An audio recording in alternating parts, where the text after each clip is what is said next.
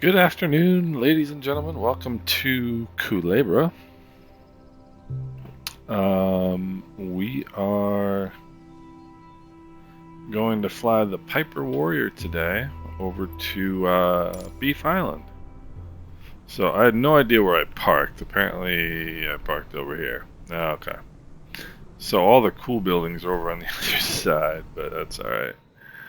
This is probably where a GA airplane would park anyway. So this is the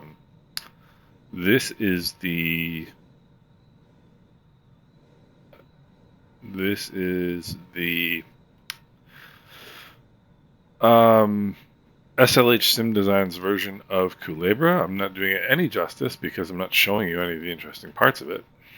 But anyway, let's go. Rotating beacon on, mixture rich, carb heat is cold, master and battery switches on. I'm actually gonna go turn this on and see if, there we go, look at that. Got that finally. Alright, master and battery switches on, throttle open 1/4 inch. We'll pretend that the engine does not need to be primed. Alright, let's engage the parking brakes. Fuel is on the right tank, which is fine. And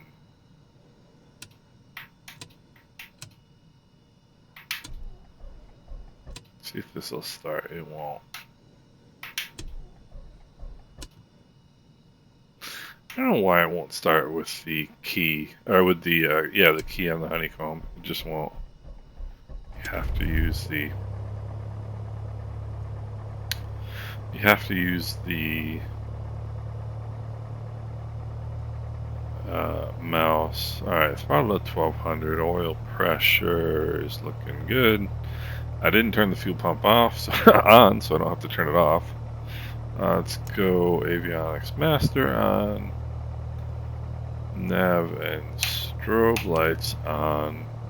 Lean the mixture for taxi.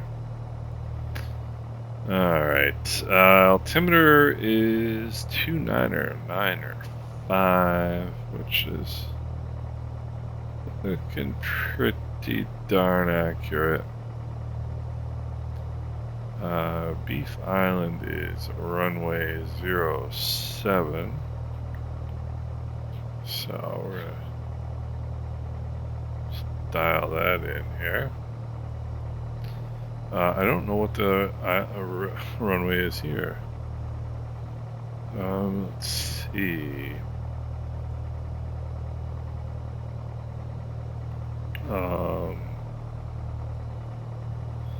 Culebra Airport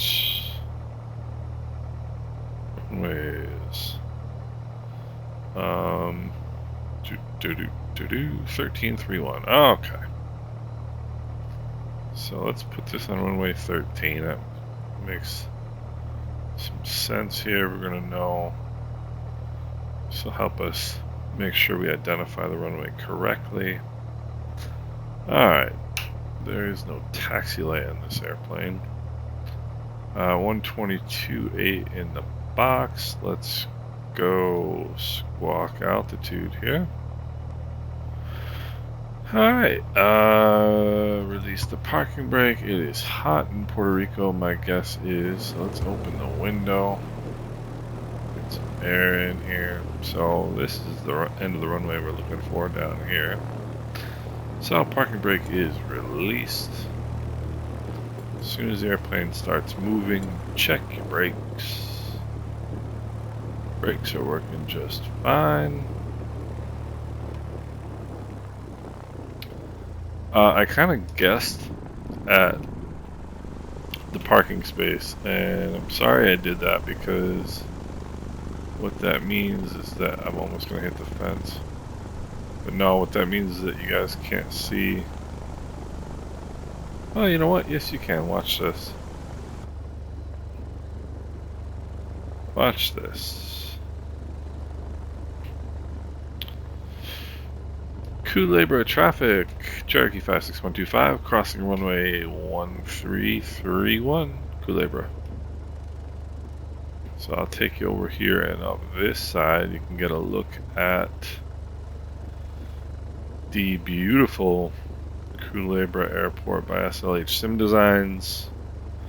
Once again, I'm not affiliated or associated with them. I just think they've done some really cool airports that other people have not done and that have been ignored for quite some time here in the Caribbean for a long time. And so I like to promote them and share this cool stuff with you guys. So, you know, pretty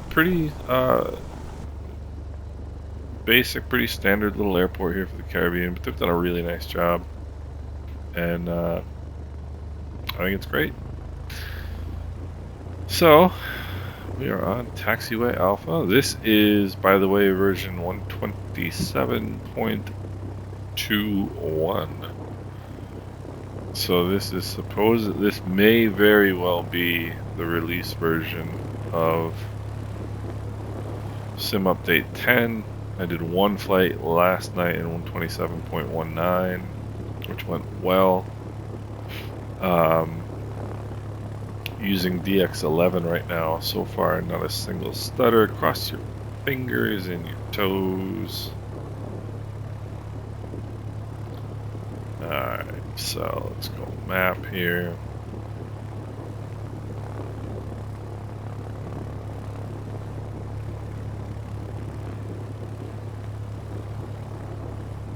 Alright, so on course heading is going to be 093. All good. I don't see any traffic on the GPS there. There's probably an updated version of this, which I don't have.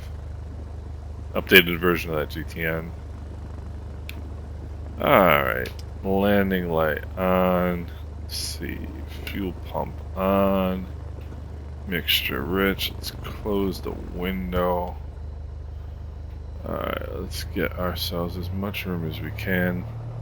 Culebra traffic, Cherokee 56125, taking runway 13 full length for departure, departing left crosswind to the east.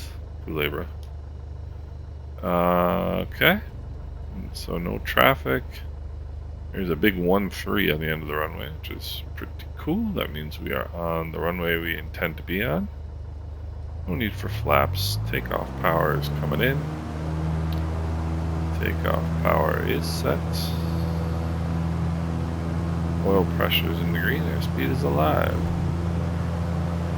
Happy airplane. Alright. And we are airborne.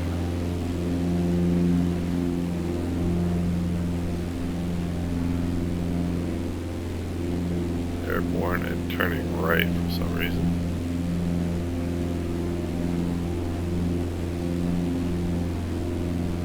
Gosh, the water just looks so cool in Microsoft Flight Simulator. It really does. It really, really does. It's one of the neatest parts about this simulator to me. Especially flying where I fly. Alright, coming up on 1,000 feet AGL. Let's turn the fuel pump off.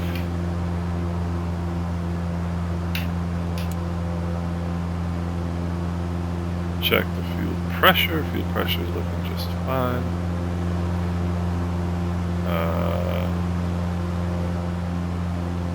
Yeah, it's doing its little dance here. So we can put in a little bit of nose down trim. Looking for cruise climb here. 90 knots is just fine. Puerto Rico off in the background.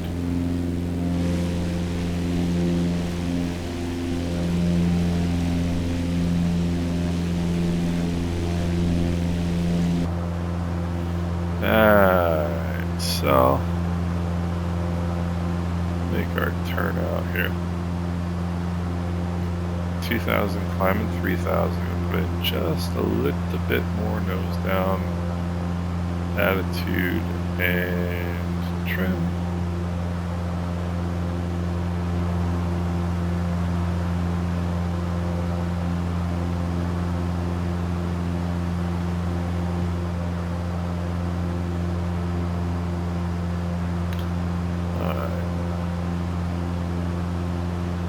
Start leaning the mixture just a little bit.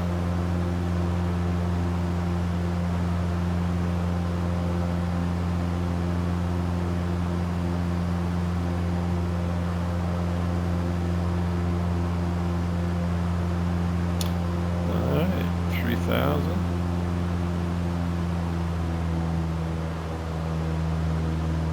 Pull the power back. Push the nose down. And trim.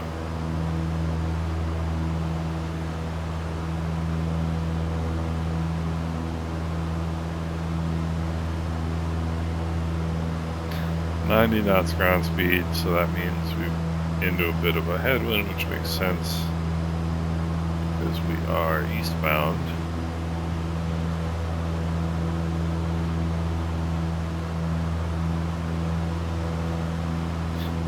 Get most of these as I continue to trim, that RPM is going to come up.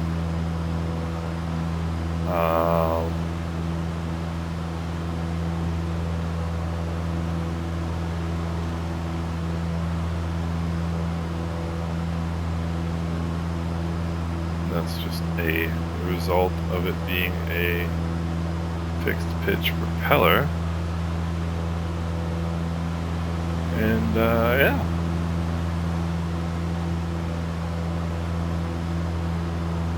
it's like a good day.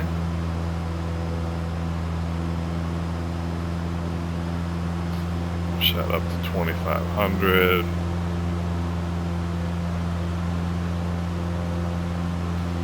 A wee bit of nose down trim. I'm going to go a little bit around the right side here of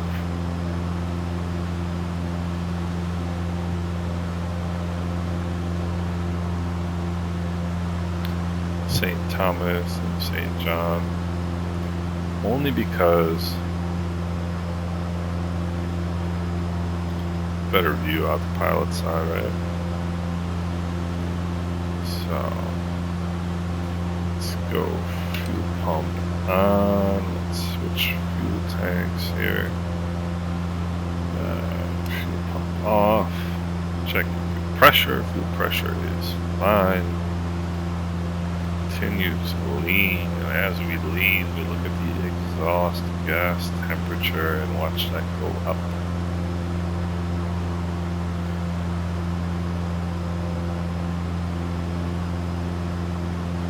EGT stops going, so it would just keep pulling that red mixture lever out, and once the EGT stops going up and reverses like it did right there, do you see that?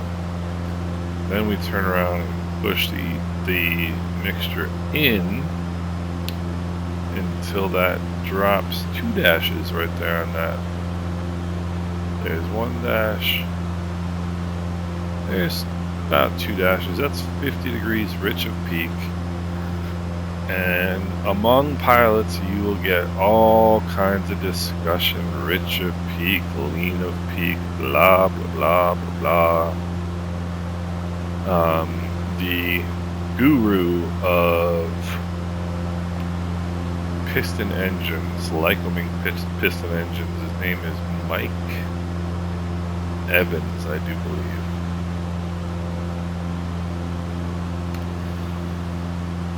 And his simple response to the whole thing is, if you're running a piston engine at 50 degrees rich of peak EGT, you will never damage it. Not that you'll never damage it. You're not wrong by doing it that way. you know, if you had a little bit more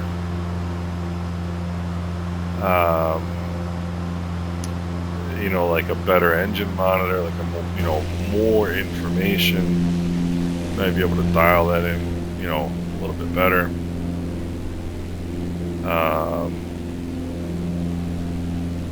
But by running at 50 degrees rigid peak, you're never going to be too wrong.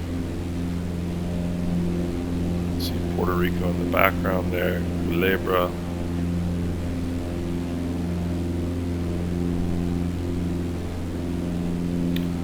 What a beautiful part of the world.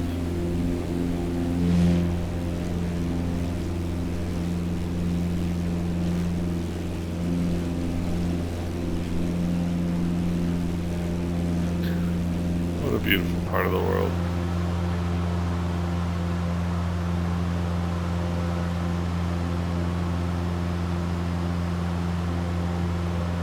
So I was saying before, I don't have the most updated traffic right there. I don't have the most updated version of this, I'm sure, because my nav box is indicating 0, which is not correct. But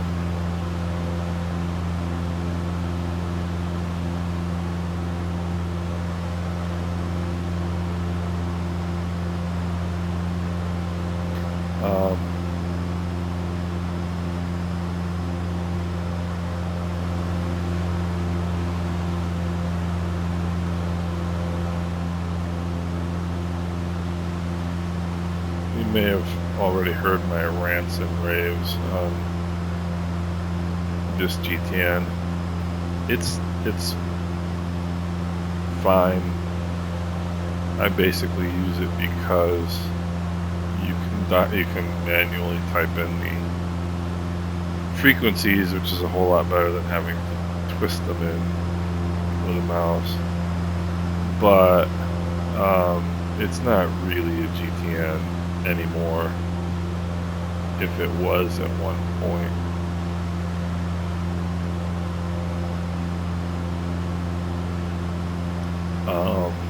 And the reason for that is, I mean, part of it's not the developer's fault, part of it is the underlying logic of Microsoft Flight Simulator not being that good. Like, it doesn't really allow it to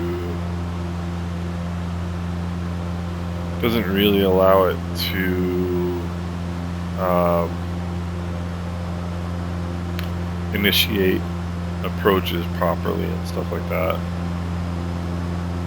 That's the Microsoft side of it. But the developer side of it that I'm a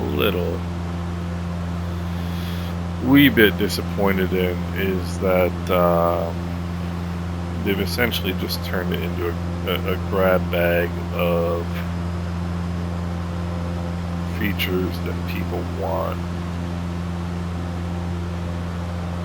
in the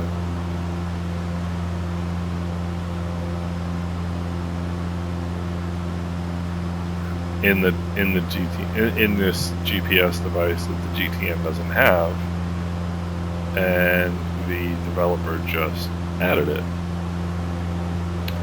Just fine. I mean, I guess he's trying to, you know, he's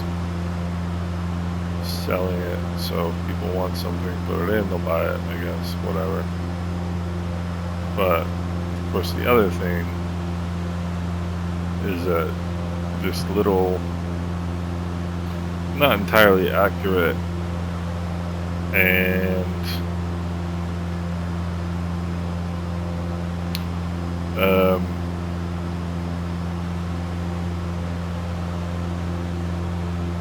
you know, not entirely correct device is the most expensive add-on that is in existence for Microsoft Flight Simulator right now that I know of. Charging $75 for this thing is ridiculous. and I refused to pay it. So I had a $25 one-year subscription to see if I liked it. I do like it. Just not paying $75 for it.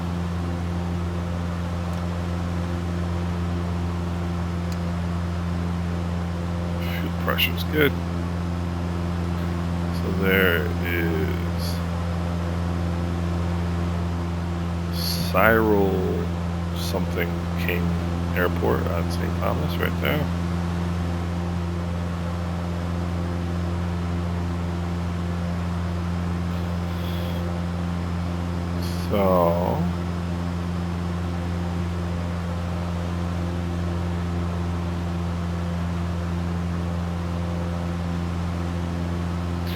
So far, gosh golly, this is pretty awesome.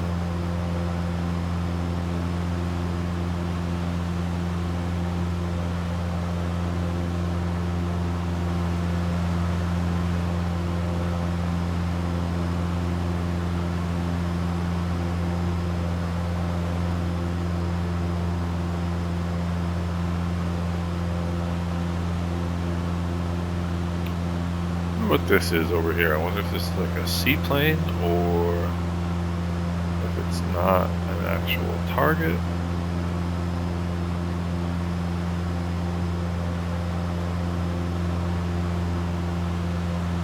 I mean, I know radar picks up birds. Just had a pause right there.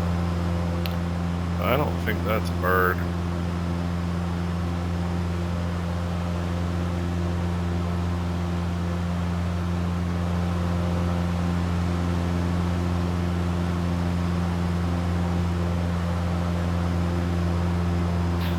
Your head on a swivel when you're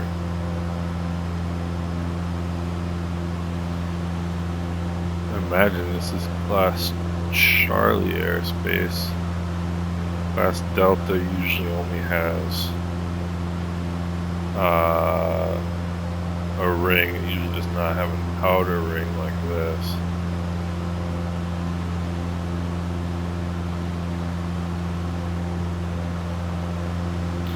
And the reason, if you look at this ring, so this is the inner ring. It's usually 5 miles for Class Charlie. And this is the outer shelf. So this shelf will start at 1,200 feet AGL and go up to, I think, 3,000. Not 3,000. Probably 3,500, 4,000, something like that. But the reason there's a cutout here is because nobody's going to come over this hill, which is that hill right there, make an approach to that airport. In other words, nobody's going to come this way, make an approach to that airport. So there's really no reason for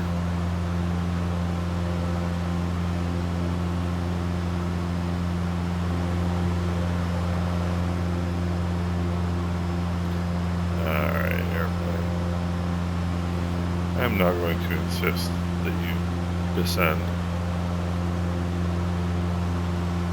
Oh, whoever that was going into Beef Island.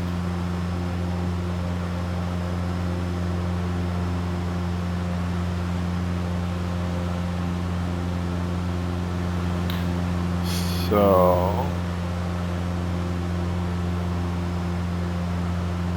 a little bit of a I don't know if I call it a performance issue, but a little bit of a hiccup there.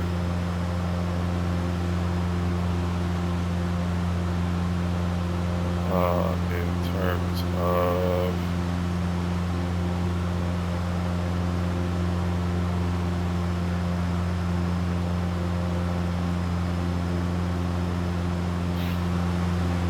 a couple of hitches.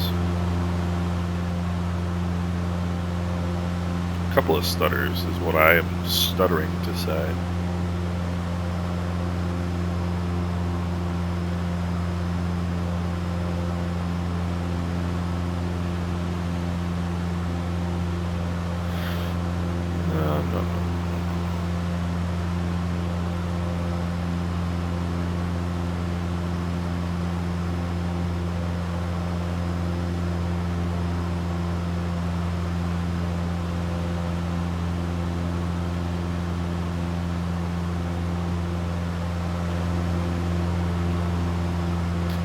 People are probably having a good time down there.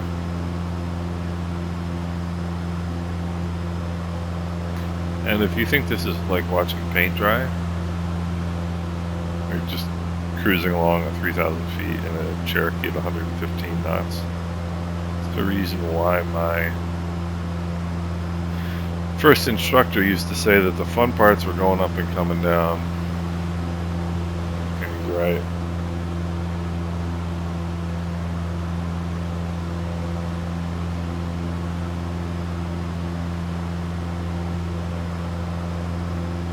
That is indeed the fun part of flying.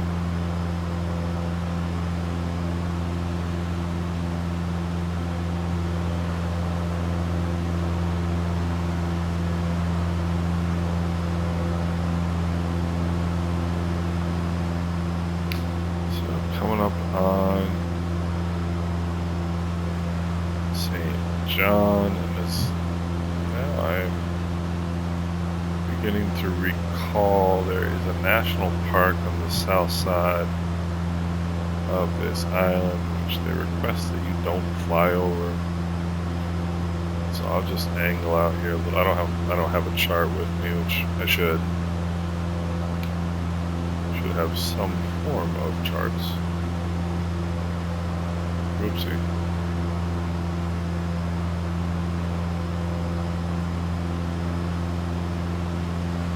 Which I don't. Well, that's not true, I do.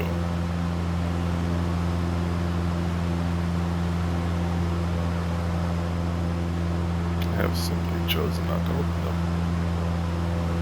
That's Beef Island over there in the background.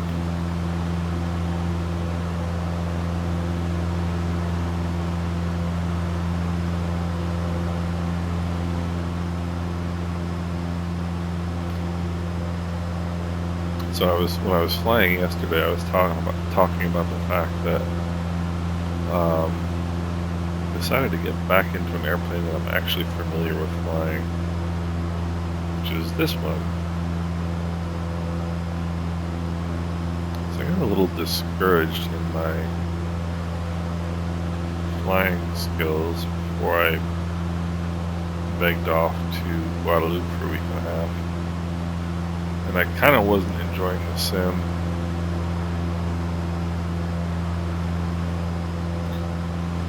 And I wasn't flying very well.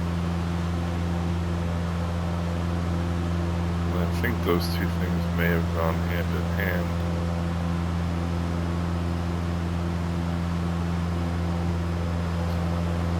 But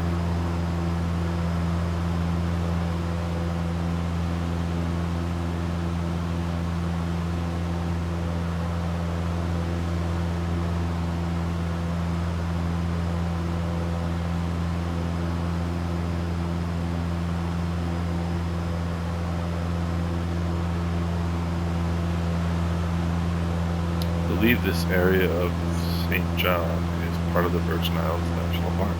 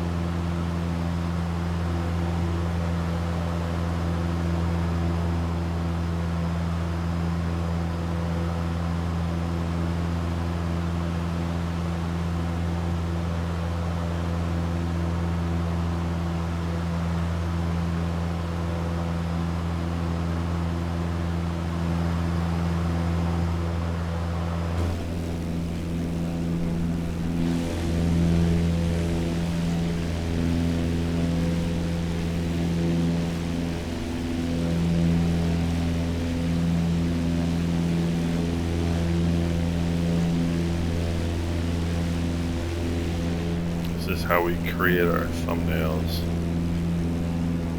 for our videos.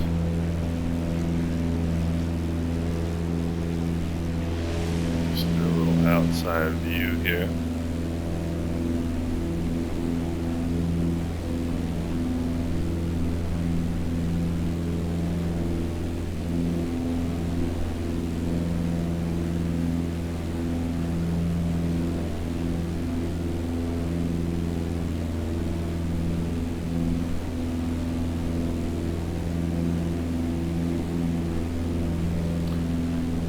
See this video published, it's probably some version of this is going to be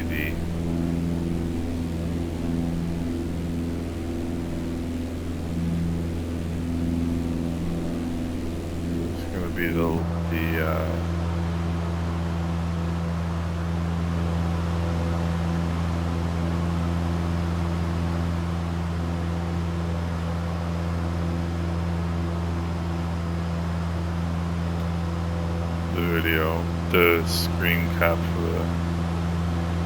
for the video on YouTube. Alright, let's knock it off here.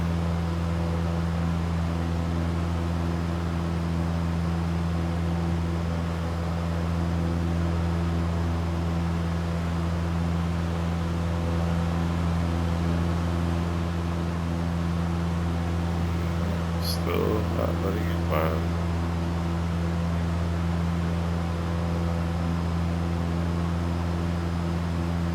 So there's Beef Island Airport right off our nose. Let's see what we got here.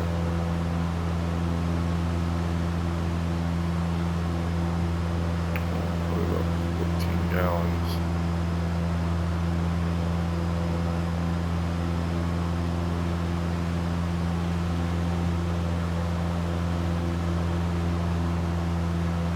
Nope, that made it worse.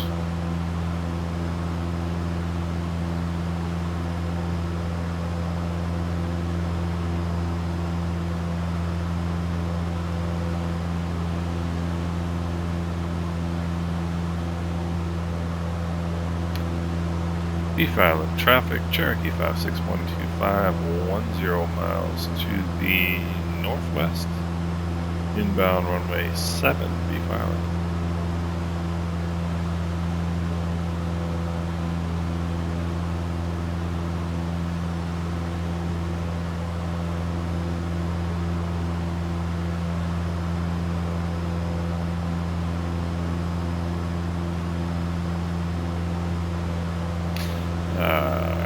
And here you can just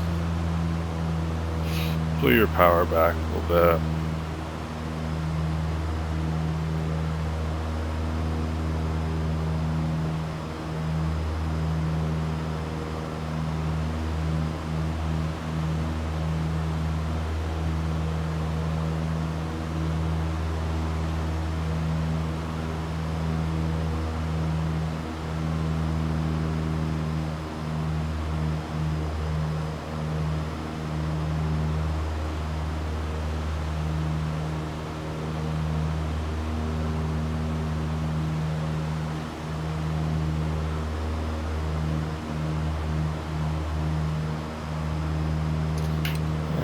Put the fuel pump switch tanks one last time. No, you don't want to do that. It does that every once in a while. Overshoot by one indent there, and you'll wind up with in the off position. And believe it or not, there are real pilots out there in the real world. This is Road Town, the capital of the British Virgin Islands. There are pilots out there who will run a tank dry and let the engine stop as a means of knowing that they've used all the fuel in a particular engine or a particular tank. And ladies and gentlemen, that is a crappy idea. Don't do that. You gotta be serious kind of stupid to think that running a tank dry is a good idea. 5 miles. I'll put in a notch of flaps.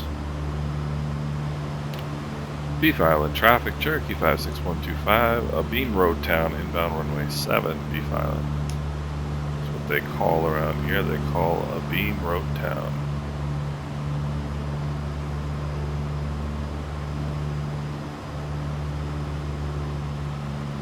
Put some more power out here.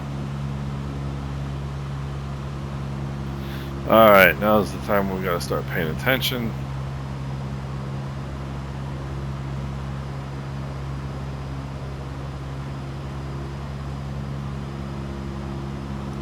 You want to pay attention most of the time, but you really want to pay attention now. Let's go mixture rich.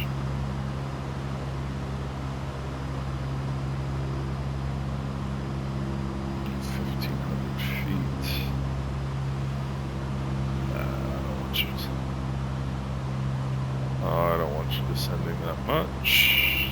So slow down anyway. Slow it down to 80.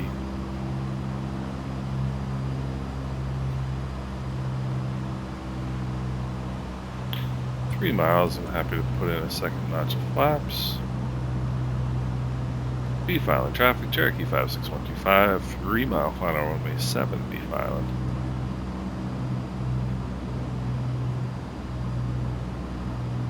Alright, pleased to be at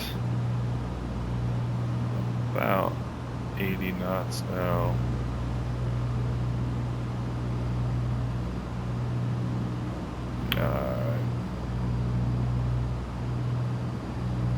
There used to be a boat jammed in the hill over here. See, that's not good.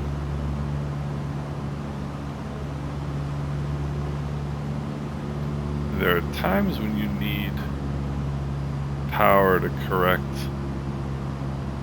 a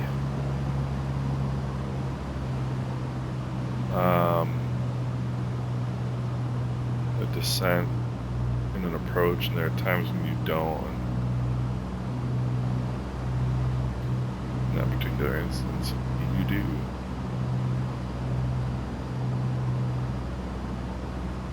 Okay.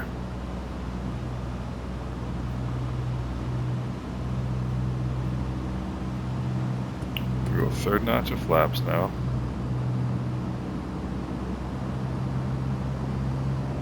I don't want to get 70 knots. I'm pretty happy with.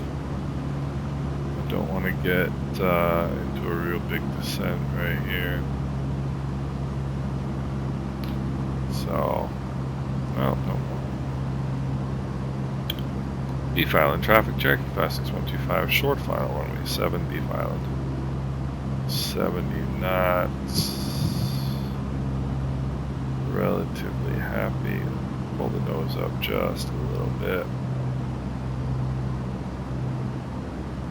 No power needed there because airspeed was increasing. So if the airspeed is increasing and your vertical descent is decreasing, you just pull the nose up a little bit. Alright, wean the power out there.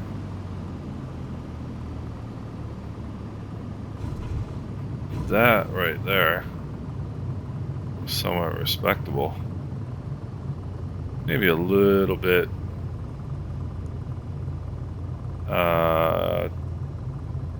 late in the flare, maybe a little bit not aggressive enough in the flare. Aerodynamic braking, pull that yoke back into your lap. That'll help slow you down, but just don't do it when you're going 60 on the runway, because then you might take off again. And again, you shouldn't be touching down at 60. Alright, let's get us across the runway. The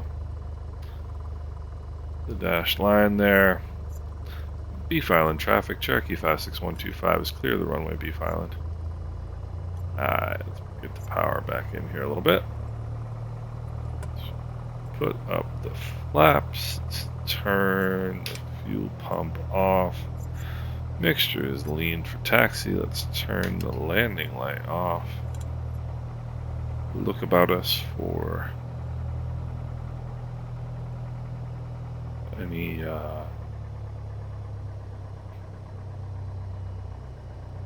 traffic on the taxiways.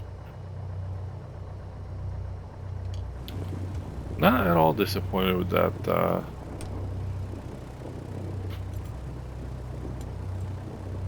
approach and landing there. I'm gonna actually have to go over this way. Not at all disappointed in that. I'm liking the 2 notches of flaps, or 3 notches of flaps landings. I'm liking that actually.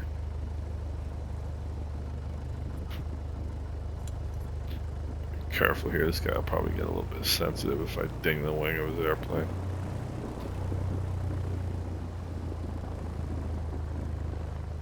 I mean, not that I can really blame him.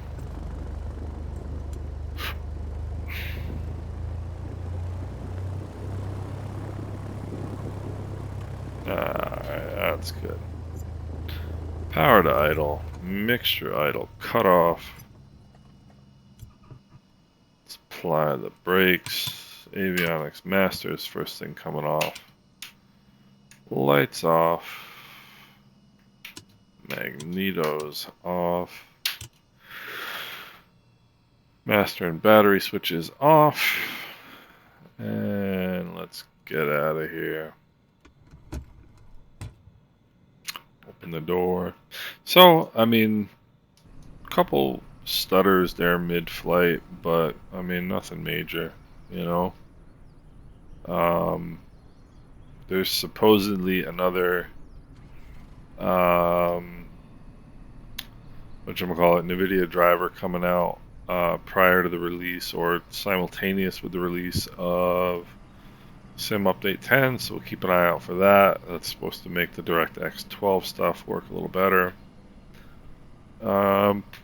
Overall, not too bad, you know. So, hope you guys enjoyed the flight. Welcome to Beef Island, and we'll see you next time.